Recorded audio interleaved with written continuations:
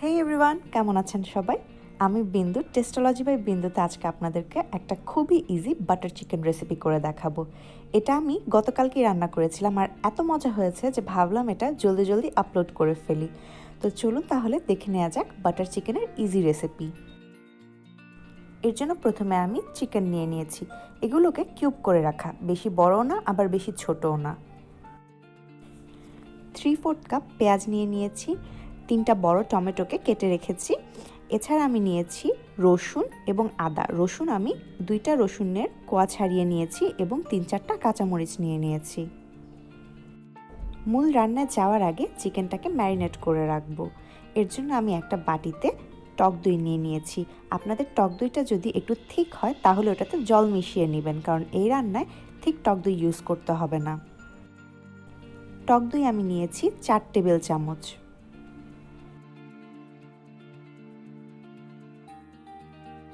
এরপরেতে আমি 1/2 টেবিল চামচ শুকনো মরিচের গুঁড়ো দিয়ে দিচ্ছি। 1/2 টেবিল চামচ আদা রসুন বাটা দিয়ে দিলাম। 1/2 টেবিল চামচ জিরা বাটা দিলাম। 1/2 টেবিল চামচ পেঁয়াজ বাটা দিয়ে দিলাম। স্বাদমতো লবণ দিয়ে দিলাম। এই লবণটা চিকেন টিক্কা বানানোর জন্য যতটুকু লবণ লাগবে ঠিক ততটুকুই দিতে হবে। সবগুলো মশলাকে ভালো করে মিশিয়ে নিব। অনেকে চিকেন ম্যারিনেট করানোর জন্য লেবু ইউজ করে, কিন্তু আমরা যেহেতু টক দই ইউজ করেছি, এর উপরে যদি আবার লেবু ইউজ করি বেশি টক হয়ে যাবে। মশলা মিক্স করা হয়ে গেলে এতে আমি চিকেনের টুকরোগুলোকে দিয়ে দিব। চিকেনের পিসের সাথে আমি ভালো করে মশলাটা মাখিয়ে নিব। চিকেন যেহেতু খুব জলদি সিদ্ধ হয়ে যায়, তাই এটা ম্যারিনেট করার জন্য বেশি সময় রাখতে হয় না। আমরা বাকি কাজগুলো করতে থাকবো, ততক্ষণ চিকেনটা ম্যারিনেট হতে থাকবে। এবার মূল রান্নায় যাওয়া যাক।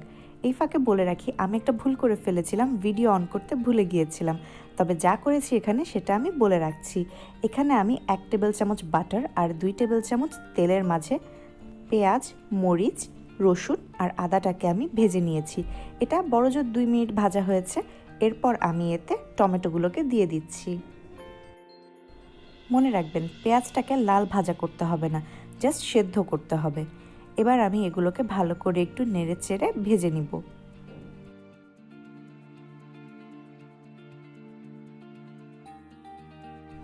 স্বাদমতো লবণ দিয়ে দিচ্ছি। এ পর্যায়ে অল্প করেই লবণ দিবেন, কারণ পরবর্তীতে যখন গ্রেভিটা আমরা রান্না করব তখন লবণ লাগলে অ্যাড করে নেওয়া যাবে।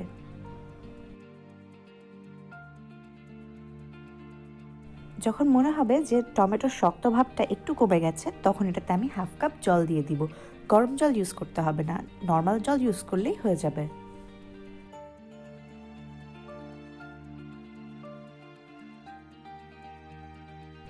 জলটা যখন ফুটতে আরম্ভ করবে তখন এটাকে আমি ঢাকনা দিয়ে ঢেকে দিব। টমেটোটা একদম নরম হয়ে যাওয়া পর্যন্ত আমাদেরকে ঢেকে ঢেকেই রান্না করতে হবে। একটু পরপর উঠিয়ে উঠিয়ে দেখতে হবে যে টমেটোটা গলে গেল কিনা।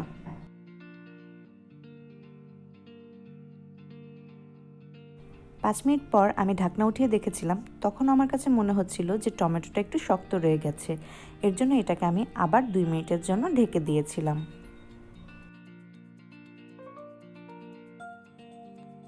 এখন একদম পারফেক্ট মনে হচ্ছে। এটাকে আমি ঠান্ডা হওয়ার জন্য সাইডে রেখে দিব, কারণ এটাকে আমার ব্লেন্ডারে ব্লেন্ড করে নিতে হবে। গরম অবস্থাতেই যদি ব্লেন্ড করি তাহলে ব্লেন্ডারটা নষ্ট হয়ে যাবে। তো অপেক্ষা করতে হবে এটা একদম ঠান্ডা হয়ে যাওয়া পর্যন্ত। গ্রেভি ঠান্ডা হওয়ার ফাঁকে আমি চিকেন টিক্কাটা বানিয়ে নিব। এর জন্য আমি একটা প্যানে 1 টেবিল চামচ তেল দিয়ে নিয়েছি। পুরো চিকেন টিক্কা আমি এই 1 টেবিল চামচ তেলেই করে নিব। তেলটা গরম হয়ে এলে আমি এতে একে একে চিকেনের পিসেসগুলোকে দিয়ে দিব। সব চিকেনই আমি একসাথে ভেজে নিব। এই রান্নার অথেন্টিক রেসিপিটা কিন্তু লেফট ওভার গ্রিল চিকেন দিয়ে করা হয়। মানে আগের দিনে বাড়িতে থেকে যাওয়া গ্রিল চিকেনের টুকরোগুলোকে এই রান্নায় ইউজ করা হতো। তবে আমাদের কাছে যেহেতু লেফট ওভার গ্রিল চিকেন নেই, তাই আমি চিকেন টিক্কা বানিয়ে নিচ্ছি। একই ভিডিওতে আমি আপনাদের চিকেন টিক্কা আর বাটার মশলার রেসিপি দেখিয়ে দিচ্ছি।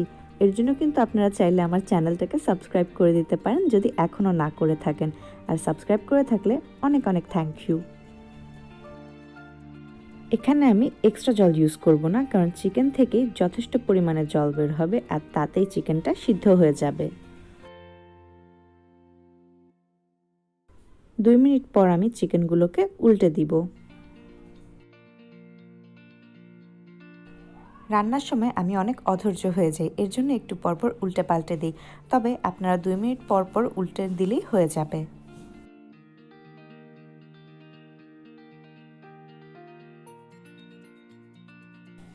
আমি যেহেতু চিকেনগুলোকে দাগ কেটে ভেজে নিয়েছি, এর জন্য আমার সময় লেগেছে 7 থেকে 8 মিনিট। এই রান্নায় পোড়া পোড়া চিকেনটাই অনেক মজা লাগে, তবে আপনারা চাইলে চিকেনের দাগ না কেটেও নর্মাল ভাজা করেও ইউজ করে নিতে পারেন। চিকেন ভাজা হয়ে গেছে, কেউ চাইলে এই অবস্থাতেই চিকেনটা সস দিয়ে খেয়ে নিতে পারেন। দারুণ মজার একটা টিক্কা কাবাব হয়ে যায় এটা। এবার আমার গ্রেভিটা বানানোর পালা। এর জন্য আমি মশলাগুলো যে সাইড করে রেখেছিলাম ঠান্ডা হওয়ার জন্য, সেটাকে দেখে নিব যে ঠান্ডা হয়েছে কিনা। টিক্কা কাবাব হতে হতেই এটা ঠান্ডা হয়ে গিয়েছে, তো এখন এটাকে আমি ব্লেন্ডারে ব্লেন্ড করে নিব। আমি একদম স্মুথ পেস্ট করে নিয়েছি, তবে আমি একটা ভুল করেছিলাম, ব্লেন্ড করার সময়ই আমার জল দেওয়া দরকার ছিল, কারণ এই অবস্থাতে এই ছাঁকনিটা দিয়ে বের হচ্ছিল না পেস্টটা। আপনাদেরকে কিন্তু অবশ্যই ছেঁকে নিতে হবে। তো এর জন্য আমি, যেহেতু পেস্টটা বের হচ্ছিল না ছাঁকনি দিয়ে, আমি 1/4 কাপ জল দিয়ে এটাকে গুলে একটু পাতলা করে এনেছিলাম। জল দেওয়ার পর এটা একদম স্মুথ হয়ে গিয়েছিল আর খুব সহজেই বের হয়ে আসছিল। এটা ছেঁকে নেওয়ার কারণ হচ্ছে, যেহেতু এটার নাম বাটার চিকেন, এটার গ্রেভিটা হবে একদম মখমলের মতো স্মুথ।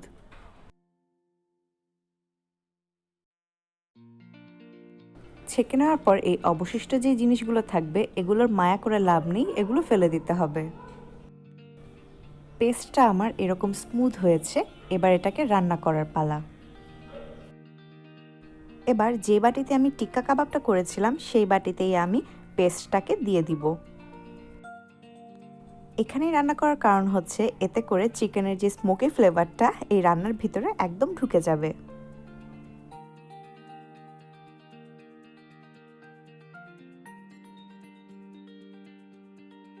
পেস্টটা অনেকটাই থিক, আর রান্না করতে করতে যেহেতু এটা আরও একটু শুকিয়ে যাবে, এর জন্য এতে আমি প্রথমেই 2 টেবিল চামচ জল দিয়ে দিচ্ছি।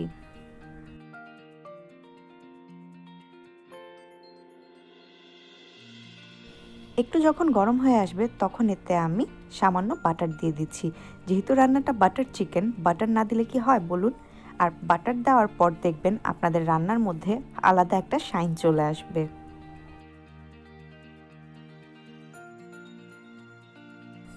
বাটারটা গলে গেলে এতে আমি চিনি দিয়ে দিব।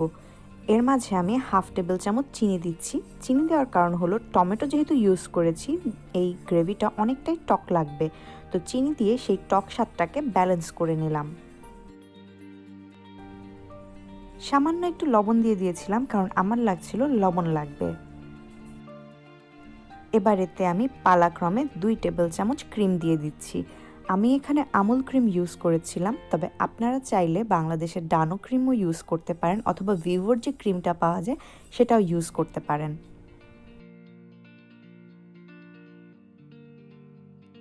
প্রথমবার 1 টেবিল চামচ দেওয়ার পর, সেটা মিশানোর পর আমার মনে হচ্ছিল আরেক টেবিল চামচ দিলে ভালো হয়, এর জন্য আমি টোটাল 2 টেবিল চামচ ক্রিম ইউজ করেছি এই রান্নায়।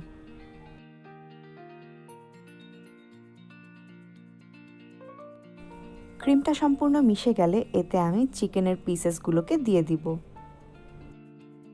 এই রান্নাটা কিন্তু খুবই ইজি আর খুব কম সময়েই হয়ে যায়, তা আপনারা চাইলে ছুটির দিনগুলোতে এই রান্নাটা করে পোলাও বা রুটি বা পরোটার সাথে সার্ভ করতে পারেন। এটাকে রেস্টুরেন্ট স্টাইল লুক দেওয়ার জন্য আমি 1 চিমটি ফুড কালার ইউজ করে নিয়েছি। এতে আমি রেড ফুড কালার ইউজ করেছি, আপনারা চাইলে জর্দার রঙও মিশিয়ে দিতে পারেন। এটা একদমই অপশনাল, বাসায় না থাকলে হুড়োহুড়ি করে শুধু এই রান্নার জন্য ফুড কালার কিনতে হবে না, কারণ এই ফুড কালার ইউজ করলে স্বাদের কোনো ভিন্নতা আসে না। মাংস দেওয়ার পর বেশি ওয়েট করতে হবে না, 2 মিনিট নাড়াচাড়া করার পর এতে আমি কাসুরি মেথি দিব। কাসুরি মেথিটাকে আমি হাত দিয়ে ক্রাশ করে নিয়েছি। আমি এটা এনেছিলাম ইন্ডিয়া থেকে, তবে আজকাল দেখলাম বাংলাদেশেও পাওয়া যায়। একটু খুঁজলেই আপনারা অনলাইনেই কাসুরি মেথি পেয়ে যাবেন, কিনে রাখতে পারেন, এটা অনেক রান্নায় ভালো কাজে দেয়। কাসুরি মেথি দেওয়ার পর আর বেশিক্ষণ ওয়েট করতে হবে না, 1-1.5 মিনিট নাড়াচাড়া করার পর এটাতে আমি বাটার দিয়ে চুলার জালটা বন্ধ করে দিব। এখন এটাকে আমি ঢেকে রাখবো। এই ঢাকনা দেওয়া অবস্থাতেই বাটারটা গলে যাবে। রান্না কিন্তু একদম শেষ। এবার এটাকে একটা সার্ভিং ডিশে ঢেলে সার্ভ করে নিতে হবে। এতে আমি হালকা করে ক্রিম দিয়ে দিচ্ছি। এখানে আমি একদম থিক ক্রিমটা ইউজ করিনি, সামান্য একটু জল মিশিয়ে নিয়েছিলাম এবং অল্প একটু ধনেপাতা দিয়ে দিলাম। এগুলোকে মিক্স করে নিলেই হয়ে গেল আপনার মজাদার বাটার চিকেন।